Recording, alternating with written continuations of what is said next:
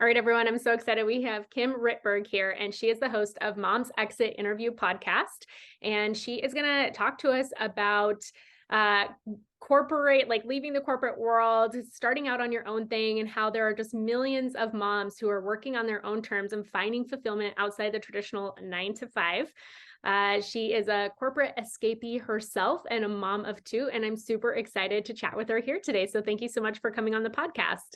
Thank you so much for having me. Yeah, I would love for you to start by just telling us how you got into all of this and like what made you want to launch your podcast and leave the corporate world and do all the work that you were doing. So basically it happened in the delivery room. I'm laughing, but it's true.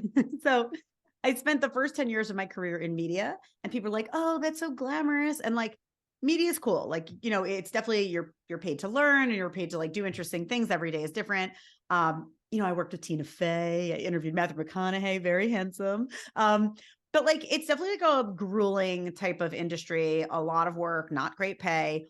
But at some point I got the opportunity to launch Us Weekly, their magazine, their video unit. And that was totally a dream job. I got to really launch a business in a business. I was like, oh, I made it. Like, I'm so great. Like I'm so successful. But actually it was really fun. Like I hired all the people, I staffed it, I did all the creative, all the operations. And it was just really exciting and really fun. When I started that job, I was 5 months pregnant.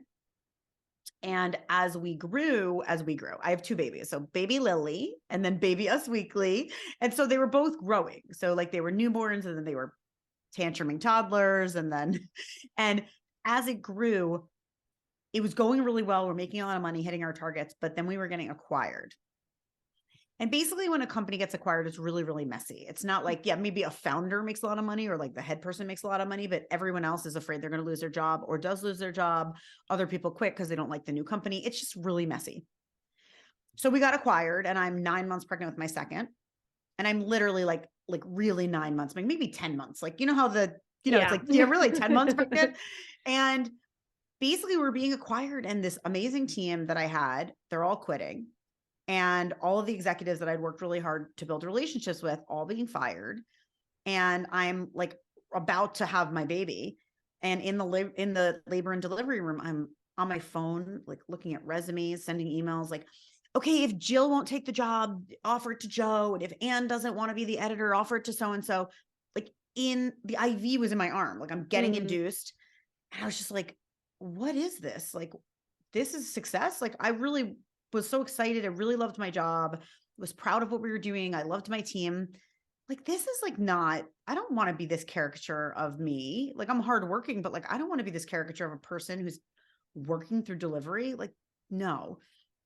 And so he really sort of having that like existential crisis of like, how much does this matter to me? Like, what other ways how do I tap into what I really want out of my career? Because it's not this. And what are the things I need? And what are the things I want? And what are the things that are part of my identity rightfully and wrongfully? Because sometimes we think we need this, we think we need the title, we think we need this, really identifying like what it is I actually wanted.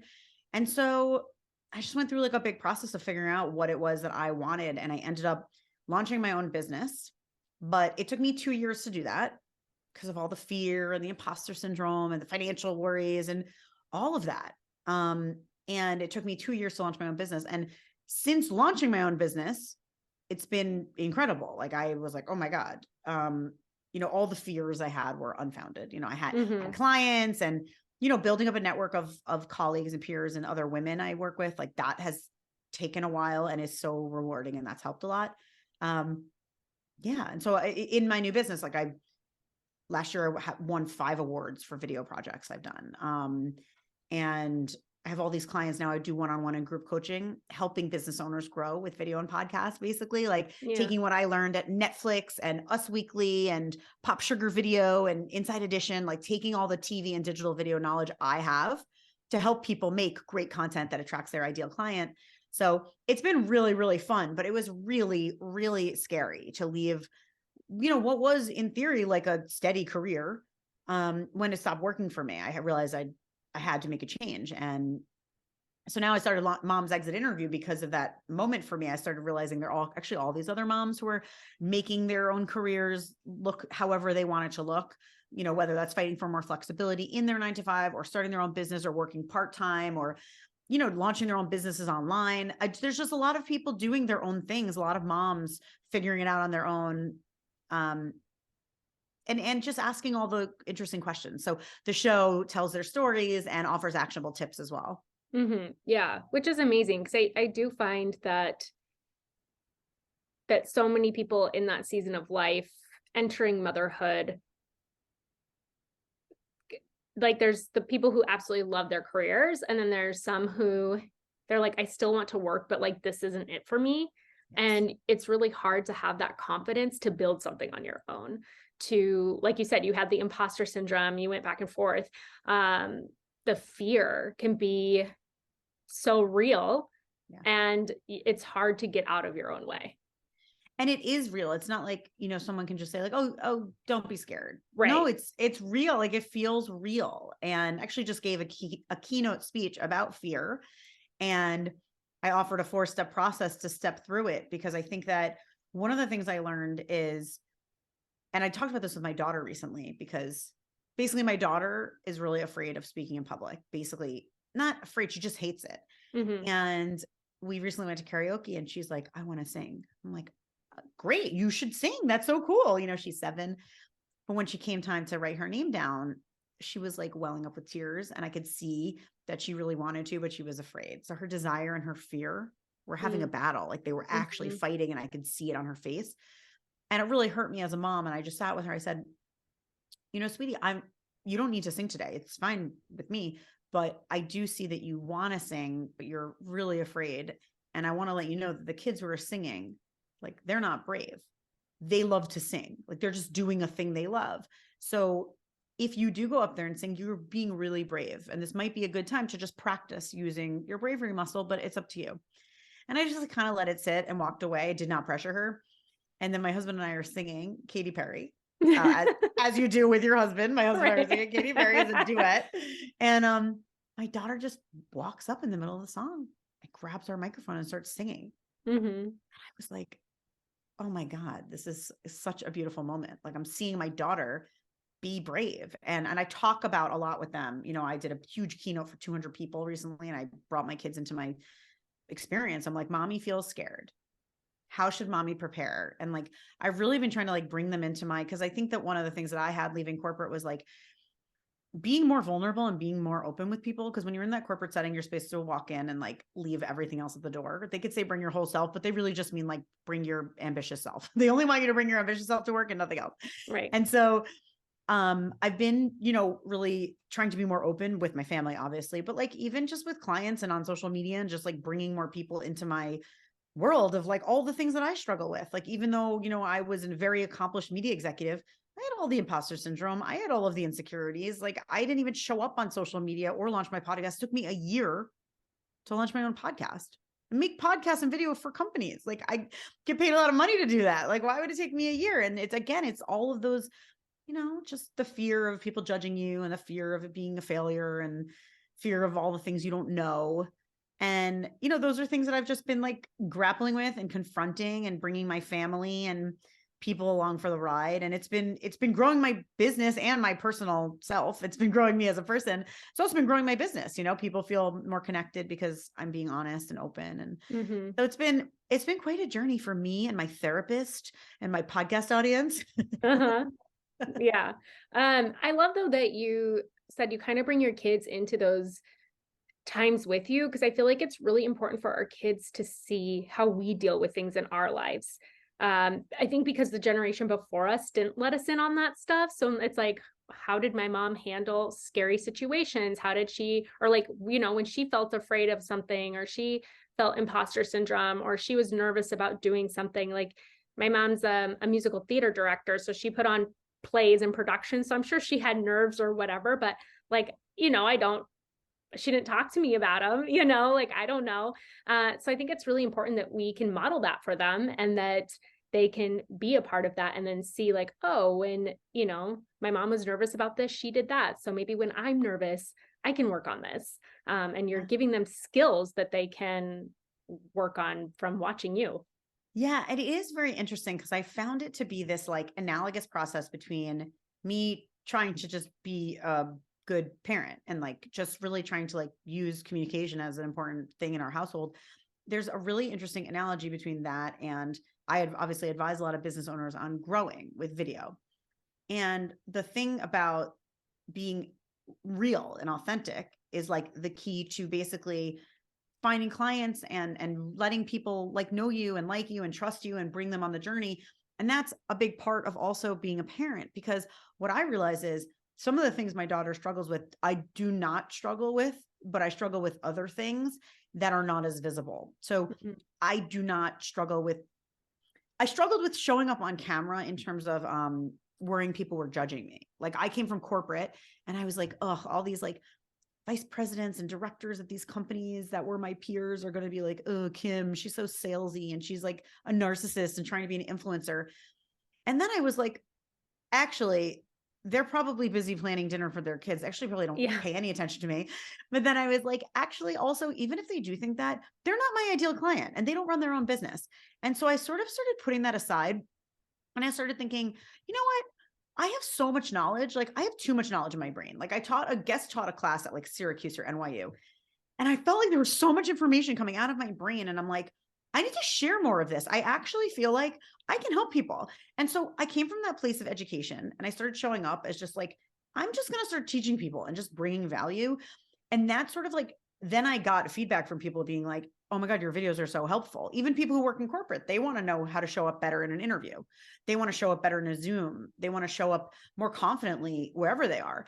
And so getting those messages that what I'm teaching is helping has like unlocked that. So my daughter kind of doesn't like to perform in front of people. So that's not necessarily, I don't struggle with showing up and performing in front of people, but I definitely struggled with like putting myself out there in the way of like, you know, in the way that a lot of people do. It's not that I Yeah. look and I'm like, oh, I look ugly or like, oh, I look fat or whatever. I'm sort of okay with that stuff at this point. But I'm like, I am who I am at this age. But it's like that other stuff of like thinking people are saying mean things about you type of stuff. And I've just sort of over time just been like, I don't even know who those people are and I don't really care. Um, Right.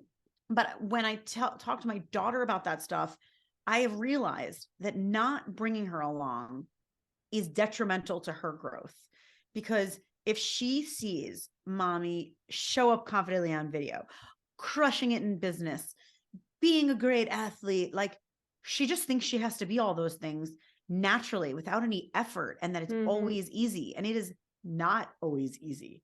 It is definitely not effortless. I work really hard to network and bring in clients and like it's not easy. And I recently spoke at a big, like I mentioned before, I recently spoke at a big keynote. I practiced a ton and I brought my kids along the path every week. I was like, mommy is really nervous. What should she do? And my son and my daughter were like, my son was like, well, mommy, he's 5. He's like, well, mommy, you've talked to groups of 20 people. So, you know, you can think about that. I'm like, that's so sweet. And then Lily was like, well, you should practice. Yeah, you should practice a lot. I'm like, thank you, Hmm. sweetie. And I actually took a video of myself in the hotel room like 2 hours before my speech. And I talked to the camera and I'm like, hi, sweeties. Like, this is mommy. I feel super sick right now. I'm so nervous that my body feels sick. But I'm just going to stay positive and I'm going to breathe deeply and focus on the positive. And I just realized like, I have to really be bringing them into those moments because I think all kids, but especially I think girls, especially, we just, you know, we think that we're supposed to be everything. We think we're supposed to be smart and hardworking and you know beautiful and fit and just like all these things. And you know, I want to let my daughter know that A, we all struggle. B, it's okay to struggle. And C, when you're challenged, like fight through it. Everyone's fighting through it, and you don't see it, but they are. And so I've just been trying to like really communicate a lot more of those things because like a few years ago, I just was like, it's not helpful for my mom. Like my mom, grandma will come over and be like, Kim, like you're such a great athlete, you're such a great worker, and say all these nice things about me. And I'm like, that's great. My mom gives me so much confidence. But I make sure to tell my kids like that, all those nice things that my mom is saying to me, like I work on those things. Those are things I work on. We're not just born with them. We like have to hone them like muscles and like skills. Mm-hmm. So those are just the things that are happening in the Rittberg household right now. Yeah. Well, I think again, like I love that that's happening because I do think that we have done some of the younger generation a disservice because they kind of, like you said, like, yeah, I might have these skills, but then I practice to like be really good at them. And I feel like some of the younger people feel like things should just be handed to them. And they're like, but I'm really great at this thing. And it's like, okay, but you still have to like master this skill or continue to work at it. Or, like it takes time and effort and energy, and everybody's level is a little bit different. And that's one thing that I've been learning this year, just with some of the stuff that I want to do and just like the place that I'm at in my life. I'm like, okay, I have this like huge list of goals that I want to achieve, but also kind of being realistic for the season of life that I'm in with like a 2-year-old, a 1-year-old, and us wanting to get pregnant again soon. Like, okay, Liz, calm down. Like what's doable and what can you like work on? And then what is okay for you to let go? What can you outsource? And just try to like find that for me. And I do think sometimes, like for me, there are a couple things I have to set on the back burner for right now, and that's okay. But it doesn't mean that like passion still isn't there. It's still not on my like ever forever things I want to do, things I want to write, accomplish, put out there, list. And also I'll yes and that is like also being more realistic and kinder to ourselves. That can also be a goal. Mm-hmm. Like I feel like on my goals for a long time was like be kinder to yourself, like more positive self-talk. Like the things I say in my own head, I would never say to my loved ones. Right. And like, right. So I think that idea of, saying, oh, there are things I want to do. And you know what? Maybe that's a 2025 goal. That's okay.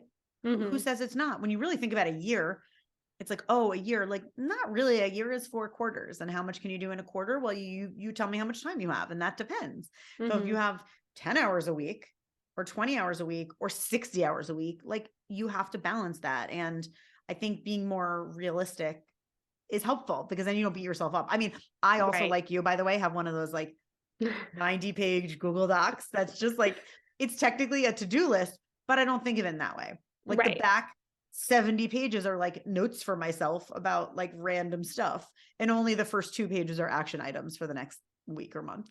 Yeah. Yeah. Yeah, for sure. Mine is too. It's like, I have this idea that I'd love to do. I'm going to write it down just so that it's there. And if sometime I get to it, that would be awesome. And what's your system? What do you use?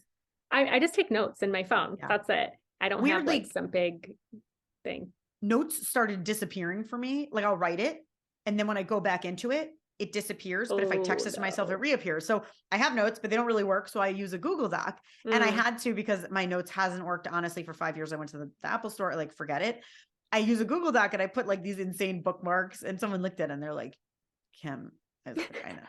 I know. But I'm like, don't worry. I never look at pages, 30 through 90. Don't worry. That's crazy that you have that many pages. It's insane. But some of it is like medical stuff. Like it'll be like who you went for your knee physical therapy 2 years ago. Like it's just miscellaneous. So don't worry about me. I got it covered. Right.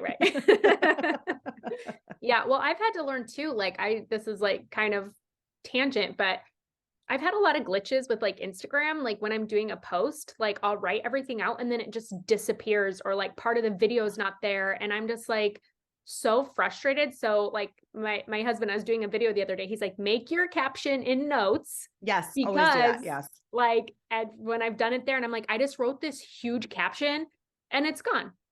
Or half my video to my reel isn't there. Or I typed in different things and they're not there. And then I'm like, what is happening? I'm like, do other people have this problem, or is it only me who every time I go to post a reel, there's something that goes wrong?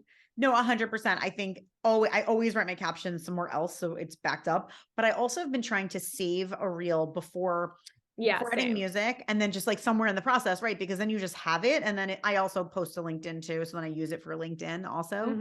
Mm-hmm. But yeah, I agree with you. It's, it's our punishment. They're punishing us. I know. I know. It's like, yeah, it's so annoying. But yeah, having a backup system is very important, especially if your notes is glitching. That would make me upset.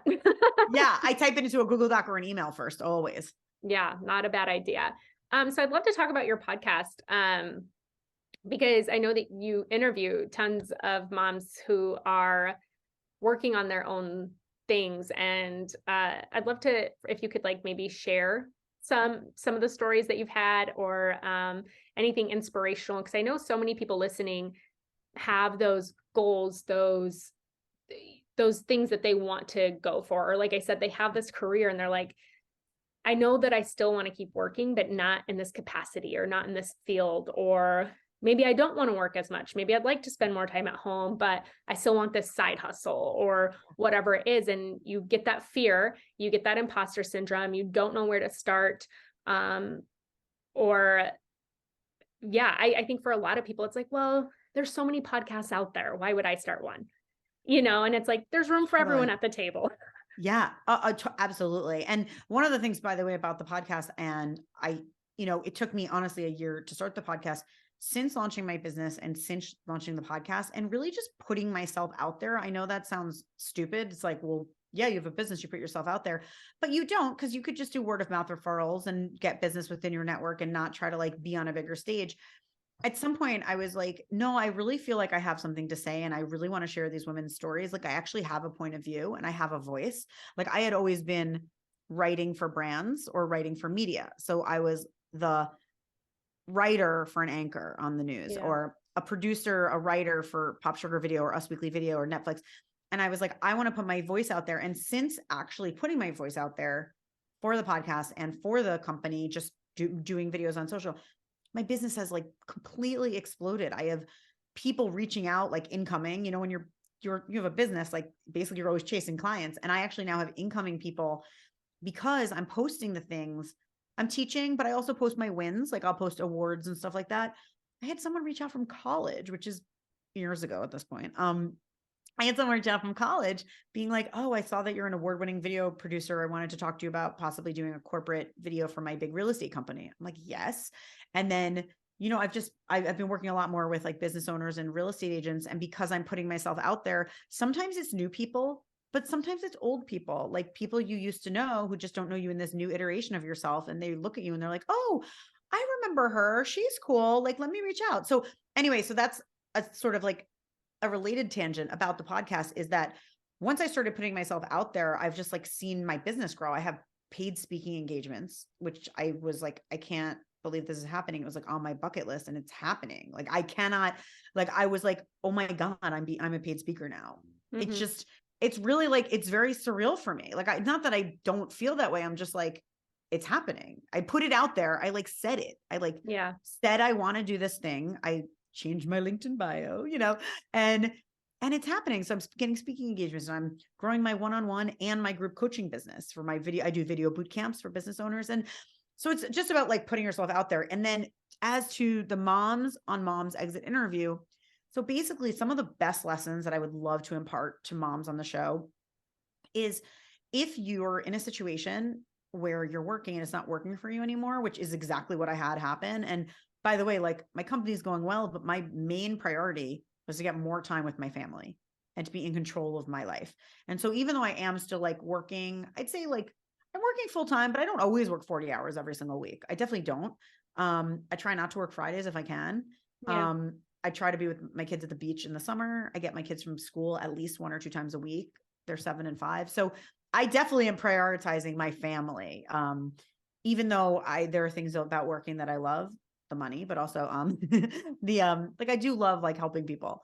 So the moms, I would say, if it's not working for you and you're like, I don't want to be in this situation anymore, it's too much, I want to spend more time at home, I want to say there are a lot of situations out there where you can contribute, like you can earn money in a way that it seems like, well, it's a full-time job or it's stay at home. There's actually a lot in between that I think people don't really talk about. And that's why I was excited about the podcast, Mom's Exit interview, is that I've met all these moms.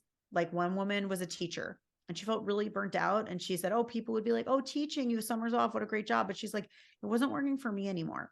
And she now like basically trains people to be virtual assistants. And so she was a virtual assistant. Then she started teaching people how to do that. And that's like her business now. And she works I don't know, 20 hours a week and makes Mm-hmm. money, good money. Mm-hmm. There's a few teachers actually who did it. Another person, there's all these interesting, honestly, all these stories. Like one woman was laid off at her big job, and then she was like totally like insecure, and her confidence was shattered. And then she launched her own business, and she has like a like over 6-figure business. She's a social media manager, by the way, high demand for social media managers. I just want to say that. And now coaches other people. There's just a lot of people finding their own way. And whether you want to work like 10 hours a week, 20 hours a week, or like 70 hours a week, I don't know why you'd want to, but if you want to work like 10 hours a week, 20 hours a week, there actually is a lot of opportunity because so many people are building online businesses now, Mm-hmm. and they're building like gig economy freelance businesses. Think about all those people coast to coast. They're all looking for virtual assistants, social media managers, blog writers. Some of them are looking for like freelance accounting help. You know, video editors, video shooters. Like those are things that like I think about because it's a part of like the online business world. But there's like all of these things that sort of support a freelance lifestyle. So I do like to say that because when I left my work and I wanted to do part-time, I did not see it was out there. But then I also started saying what I wanted. Like someone interviewed me and they were like, "Oh, would you be interested in this full-time job, like senior level video person at this company?" And I was like, "I think you're a great company, but like, I'm not going to work 5 days a week. Like it's a non-negotiable." And I was nice about it, but I was like, "I'm happy to be a consultant 3 days a week." And then after just like talking with them for a few months, they made it happen. And I'll tell you, that job is never listed on a job board. Yeah. A 3-day week job is never on a job board. And it's happened. It's a little bit more now. There are some companies, and we have like a few episodes dedicated to flex work and part-time work. Like Work Labs, the Mom Project, Mother Untitled, like they have some, but it is about like being out there and networking and telling people what your skills are, and both your skills from the working world, like the paid work world, and your skills from being a parent. You don't lose those skills. Like it's cumulative. All of your skills are cumulative. So I think that's one thing. The other thing is really important. Like if you do want to start your own business, you have to market yourself online. I think like you can get networking and referrals, but like truly people are going to look you up. They're going to look you up on Instagram or a website or LinkedIn, whichever, or TikTok, but they want to see who you are. And so if you're offering professional services, like you need to be out there. And if you're doing a service-based work, like anything that's like a consultant or anything like that, I really highly recommend putting out video content because people can get to know you. And like you could be sleeping or pumping or feeding your baby or playing with your kid at the playground. You have videos out there. People are getting to know you without you meeting them. So like, I didn't really think that I could have like a really good lucrative business, like from my home office. And I do. I barely travel. Like I barely travel for work. I barely even travel. I live in Brooklyn, which is like just outside Manhattan. I barely go to Manhattan for meetings. So you can build like a really beautiful career that works for you and your family. It's out there. I know because I interview all these parents. And then another really important tip, I think and basically, by the way, I meant to, I have a free download with the top 10 tips from the show. I had all of these amazing interviews and I was like, I need to like collate the best tips. And so I have the top 10 tips from Mom's Exit Interview. So if you go to my website, if you go to momsexitinterview.com, you can like sign up for the newsletter. You'll get the free tips. And basically like one of the other ones is Rebecca Minkoff recommended, and so did several other like big successful people, to delegate. And I think all of us struggle with this in different ways. So like some people struggle with delegating housework, and some people struggle with delegating like business stuff, and other people struggle with delegating even like making food or childcare. But you have to. You literally cannot do everything. You cannot, parent, cook, clean, work for pay. Like it's too many things. And sometimes like, I think we all try to be martyrs, but it's not beneficial to us. It's damaging for our own self and our own self-worth. And you're not going to do any of them well. Try to do the things you're best at or you like the most, and then try to delegate the others. And so I think that means different things to different people. Like for Rebecca Minkoff, that means outsourcing. She has a nanny and she has someone to clean her house. And depending on how much money you have, that's possible or not. But if you're building a business, even if it's like a part-time business or a smaller business, when you're making a little bit of money, or if you can invest in advance, outsource some of those things. Like for me, I hired a logo person. This year I really did a big rebrand. I hired someone for my logo. I did headshots. I paid someone to start like a newsletter sales funnel because I was like, I don't know how to do this. A lead funnel. Like I'm so overwhelmed. I don't know how to do this and I need someone to do it. And I just like paid someone. Yeah. And I think it's important to say that you have to, Rebecca Minkoff says like, what is the highest and best use of your time? Right. That's where you should be spending your time. Mm-hmm. Yeah. Yeah. That makes total sense. And it can be hard, like trying to figure out where to start. But then if you are doing all of those things, it's tough. It's tough trying to figure it out. And that's like a conversation my husband and I have had back and forth. And we've just like really had a hard time finding childcare. I just want a nanny 1 day a week, which is hard to find because people want like a full-time job or something like that. Sure, and I'm like, fine. we're not there yet. And I don't want somebody full-time. I'm like, I just need like 1 day a week that I can just really focus and get a bunch of stuff done. But I feel like it's also just the way that we're set up now is not as supportive as how we were meant to live, like in the community and in a village with others where somebody was cooking food for several families or somebody was watching all the kids while somebody else was gathering food, and somebody like you had different jobs. So it wasn't one person doing everything for everyone in their immediate family. It was outsourced, everybody just had like a task or whatever. Or right after you had a baby, the other women in the community took care and did other things so that you could just rest and heal and focus on that time. And now there is, like you said, just I think that mentality of being a martyr is very damaging. Like it is easy it's tiring, right? Like we're all tired. And I think that that's like a conversation that I had with myself not too long ago was, you're not more tired than anybody else, Liz. Because I'm like, man, I'm just so tired. This is so hard. And I'm like, you don't have it harder than other moms out there. You're not more tired than Nancy down the street. She's tired too, And so I do think life ebbs and flows and there's seasons. And like I said, maybe there's times where you have to put things on the back burner, but then there's times that it's like, if this is what you want, you have to work toward it and trying to figure out how to best support those dreams come into life or that work that you want to do. Or if you even are like, man, I really want to help contribute financially to my family, or I need to, but I also want to spend some time with my kids. Like there's answers out there. You have to look for them and then you have to do some work for them. Yes, I totally agree with you. And I think the other thing is like, don't like to your point of like, we're not more tired than anyone else. And I feel like I agree. Like we all have to have like sympathy for each other, and I'm not like more tired or less tired, but I also think there's also no shame in saying like, let me get a babysitter to be with my child and I'm going to go get a massage. Yeah. Or I'm going to take a nap. Like, I think that's the other thing is like, just because we're all tired also doesn't mean we can't take care of ourselves. You don't have to feel that guilt, because I think that's the other piece of it is like, we are all really used to like, it is tiring. It's exhausting. Like your number one thing is like responding to other people's needs.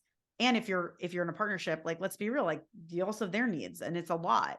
And so I think there's also like no shame in saying like, I need some help, whether that's like a sitter or a nanny or like having your mom come in for a weekend and just like not doing the laundry or the food or like working and just, being like, oh wait, my health matters too. Like actually my mental health, my physical health. And the other thing also, like what you were saying about achieving goals, I agree with you. And I think that one of the other thing is it took me a long time to like sit with and really think about what I want and need in this season of life. It took me a lot of time and a lot of nice conversations with my therapist and my husband. And I think that we all have these like societal voices in our head, or voices we imagine to be societal voices in our head, telling us what we should do.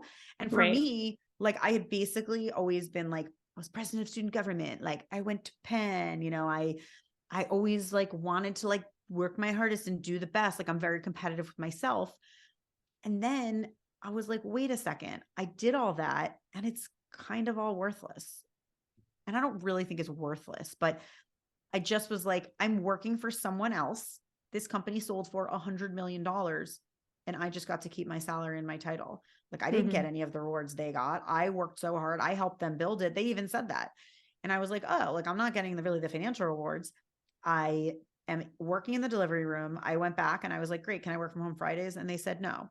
And I'm like, so this company that I'm making all this money for can't even give me work from home Fridays. Like, this is not working for me anymore. And so I had to step back and be like, oh, even though I think like I'm proud of my resume, it's actually like, that's not my identity. And you know what? I actually don't care if no one ever thinks I'm like important or interesting at a cocktail party because I work at Netflix or because I work in media. And I'm like, you know what? That's okay. Like, I actually was okay with it. I was like, it took me a while to say, no, I really just want to do work that interests me, which is like, I love writing, making videos. I love like being creative. That's fun for me. And I sort of just like accepted it.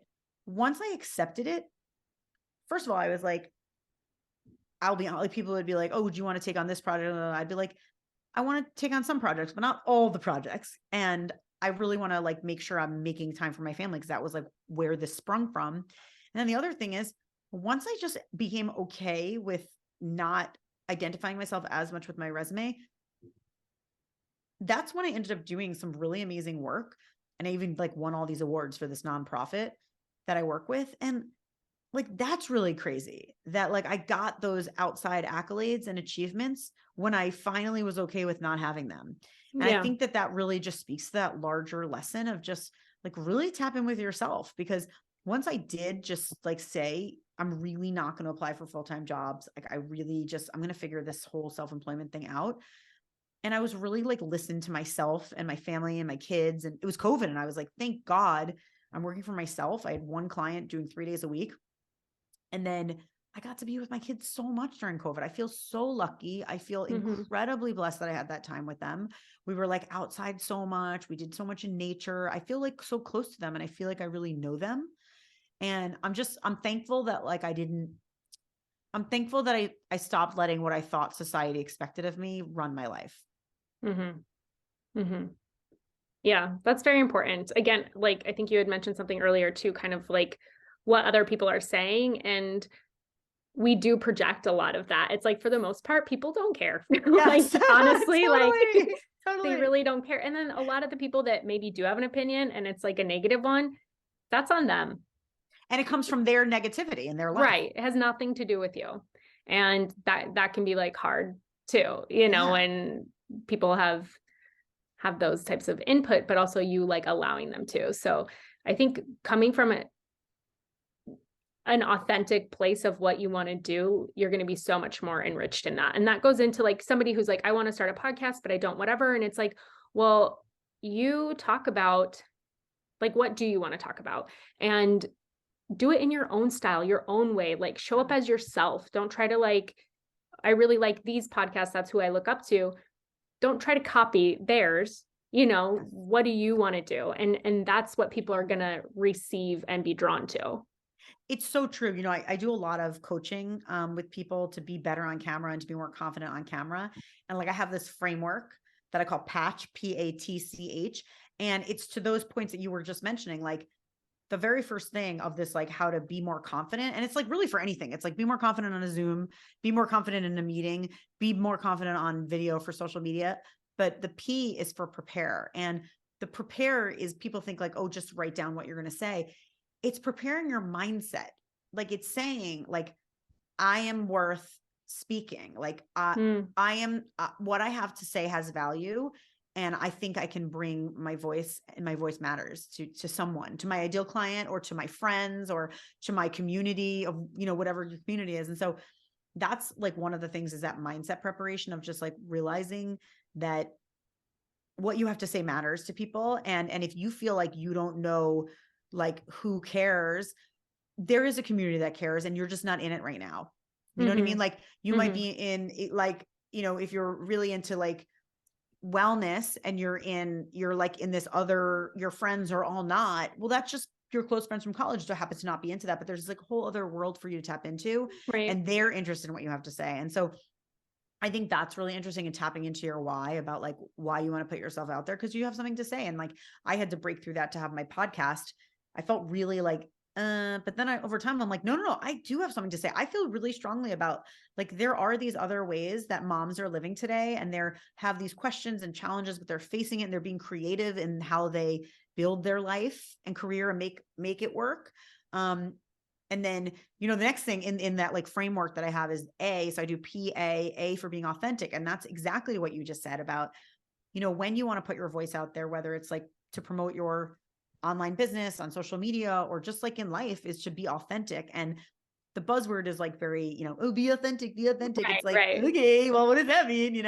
And I like to remind people, especially like for at least video, like when you turn on a video camera, basically that red light or the green light sucks your soul out. So it's important to just know that. The more you know that, you have to remember being quote unquote authentic on camera really means re-injecting your personality, because something about that camera just sucks some of our soul. And so you have to be more you, more authentic, more yourself, because we're like a little flatter on video. It's just like a thing. So I think those are like really interesting points. I'll give the rest of them because I'm like already mid tips, but the other ones I have is like, if you're doing like social video stuff, the T is turn off distractions, like be in the moment. Same for podcasting. Like you got to put do not disturb on. Like you can't be answering emails. You can't be like on kid and doing a podcast. Like you're not going to be a great interviewer. You're not going to really care what people are saying. You're not listening. You're not being an active listener. And then the C is for confidence. Basically, like someone recently asked me, oh, do you just fake it till you make it?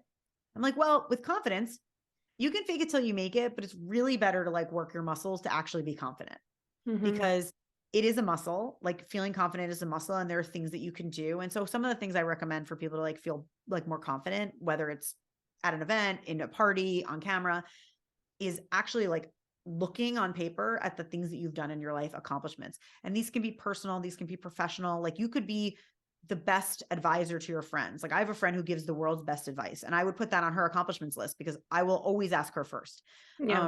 It can be that you like did some great thing at work. It could be, it could just be that you're a good friend to people. Like it could be anything, but you just have to like really channel those great things about yourself. Another one is having like a cheer squad, like basically a pump up squad, that when you're feeling down, you have those people that you call and you're like, I'm feeling down. Like, just, I need some positive, I just need some positivity. And then the other tip about being confident is playing music and wearing something you love is definitely an instant boost. Like some people it's red lipstick, and some people it's like, basically I'll always go to a party and I'll wear a necklace, like a bold necklace that in my old life, I made jewelry. And so I'll wear like a cool necklace that I made and like a nice colored lipstick. And like people will talk to me because like my outfit's confident, even if I'm not feeling confident, but like you end up attracting that energy because you're wearing something you love. And good music. Good music is a great confidence boost. And then the last one to be confident is the H is harness your own energy. So basically a big thing of this, and this is very specific to video, but it's also specific to like going into meetings with people, is really understanding how you come off. So like some of us are high energy, some of us are low energy, whatever, however you are, that's fine. I'm not telling you not to be that, but really like mold yourself to be the best version of that, but also balance it. So like my thing is I can tend to talk too fast. So I have to like be aware of that. And so I still want to bring my high energy and my like powerful voice, but I really have to balance that. So it's not like blah, blah, blah, 100 miles a minute because I'm from New York. It's too much. It's too much. And so if a lot of people are low energy, so you have to remember like, okay, when I'm on camera, I seem a little low energy. I watched it back. I need to inject more energy. So you're harnessing your natural energy and then like bringing it to a balanced level that feels very on, you know what I mean? Like a little performative on camera. So those are like my tips to be confident, both for video, if you're like promoting your own business, but also just in life. In life, you should use these, you're like showing up at the PTA meeting. You should do that. Like you should like, if you're not feeling confident, like I use these tips for like a kindergarten thank you to the teachers, a pre-K. It was like a thank you to the teachers in pre-K. And I was thinking, I haven't had a lot of recent like public speaking. Like I'm going to use this moment to practice being confident, because we think that it's like, you only have to wait till you're on a stage. Well, how often are we on a stage? Not that often. So like using those moments, because as soon as you're kind of in a group setting or in like an interview setting, your body's in fight or flight mode. Like your body scientifically is feeling stressed. the heart's beating faster, you're feeling nervous. So anytime you're standing up and speaking in front of a group is a good time to like use these tips. And the other one is like breathing. So basically controlling your energy with breathing. So it's a good opportunity to even practice those tips so that when you really need a situation where you need to be confident, whether it's an interview or you're showing up on video, you're practice those muscles, you practice using them. And so then it's really effective. Yeah, I love that. I'm going to have to, when I listen back, write it down. I'll send it to you. I'll send it to you. I'm going to update. I have free tips that I have on my website, kimrittberg.com. There's like 10 tips to be awesome. 10 tips to make awesome video and a bonus one of how to be great on camera. Okay. And so I have that. So it's like it's just a free download, but it's super helpful. I tell people, I'm like, print this up, put it next to your office or your bed or whatever, anywhere that you're like needing to show up and be confident, because there's no magic. It's just muscle. It's a muscle like anything else. You just work it. You know, there's no like a couple people, fine, we're blessed with it. Those people are A-list actors. Everyone else, it's a muscle and they work it. Right. Yeah. No, I love that. It's when I used to do some YouTube stuff before. Anytime like I would go to record something on Instagram, my husband would always laugh at me. He's like, you change like your tone of voice, like, and everything. He's like, just be who you are. And I'm like, as soon as I turn on the camera, I forget. I don't know, I'm like, hey guys, like, and I'm like, that is not me. Like, it's your girl here. Totally. Like, everyone does that. They're like, I'm going to make a video. Hey, I'm Kim. I'm like, that's not how you show up in the supermarket. What are you doing? Totally. Yeah. So I love that. I think just really practicing those things that you talked about is great. I'm going to print it out, put it here. Yeah. And the other thing is I my very last thing that I wanted to like remember to tell you, as you were just saying, the like, hey guys, it's your girl here. Like, is the other thing is that this is like a really small thing, but it is important. Basically, we have to warm up our voice. So, when we wake up and your voice is froggy, it's like, hey, I'm Kim. Yeah. Like total smoker's voice in the morning. Basically, the same thing happens when you're turning on a camera.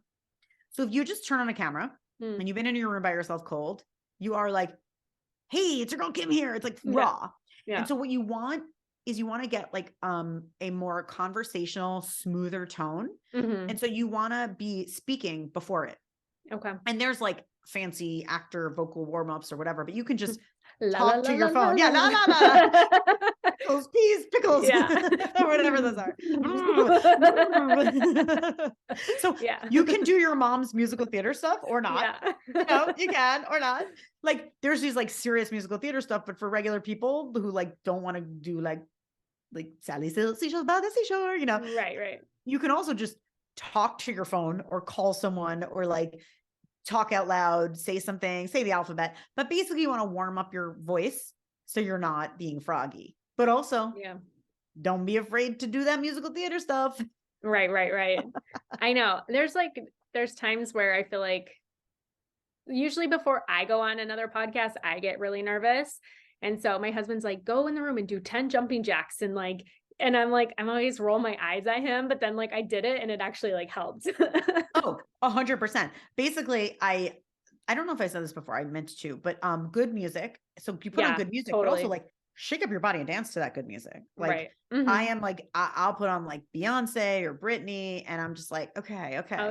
Like I was really freaking out. Like I was speaking in front of 200 people. And as I was doing my makeup before it, I'm like, really in my head, I got to put on some like my dance music from like the 90s, late 90s, all like Britney and then maybe modern Beyonce, but I have to do that because it like makes me feel good and it's also distracting a little bit. Yeah, for sure. I love that. And I feel like music really makes you shake it out a little bit and get some of those nerves out. I think that's really a thing. I know. I was like, shake your body up. I need to make sure I remember to tell people that too. Shake up your body and do that musical theater stuff. Right. Totally. No, that's all really, really good advice. Like I said, I know there's so many people listening who want to break into something, and don't know where to start, don't know how to get into it. So definitely listen to Kim's podcast. There's so many inspirational women that go on there who are sharing their stories of what they're doing. And even some of the side hustles or even creating their own paths and careers. And so I just want to thank you so much for coming on the podcast. One more time before we leave, the name of your podcast where people can find you, follow you, and I'll also include all of that in the show notes. Okay, great. So it's Mom's Exit Interview, and that's for any moms who are looking to create the life and career that they want on their own terms. And if you're looking to be more confident or you want to make video for social just for fun or to grow your business, go to my website, kimrittberg.com. And I have like a free download of free tips, how to be good on video and how to feel more confident. This was such a fun chat. Thank you so much. And also I'm on Instagram, it's my name everywhere. Kim, Rittberg. Yes. And I'll include that in the show notes. And then one more question. When you wake up in the morning, how do you take your morning Java? Almond milk latte. And do you make it yourself or does somebody make it for you? Well, no, that's my coffee shop. But if I make it myself, it's just coffee with either almond milk or regular milk. Just depends how I'm feeling. Yeah. No sweetener. Oh, I'm sweet enough, baby. Nice. I always love hearing what other people drink for some reason in the mornings. What's your drink? I like coffee at home. I'm not a fan of like out in public coffee. It like gives me instant diarrhea. So I just like to brew it myself. And I usually put like 2 scoops of collagen in there and maybe a little bit of sweetener. Sometimes like maybe a splash of milk, but usually not. I mean, I'm not saying that I don't immediately run to the bathroom for my coffee shop to coffee either, but yeah, I'm not saying that. Right. It just like, for some reason, like any other place, I think maybe I don't make it as strong. I feel like all these coffee shops brew it like so strong or something. I get so jittery and it's like not a good kind of jittery. It's like, I feel overwhelmed jittery and I feel like I can't do anything, but the coffee I make at home, I'm like, okay, I got a little pep, but that's it. I don't know. I swear Starbucks puts crack in their coffee. I swear. Maybe not. I do love a good coffee shop latte, like the one near me. It just, the way they make it, I'm like, are you guys Italian? It's like one of those like Italian foamy, creamy, milky, like it's so good and no other place can do it. I certainly can't. But if I have a second latte that day, I am bananas. I feel awful. It's like too much. I can't sleep. So 1 latte a day. That's it. Yeah. Awesome. Well, I'll put everything in the show notes. I just want to thank you again so much for coming on the podcast. Thank you.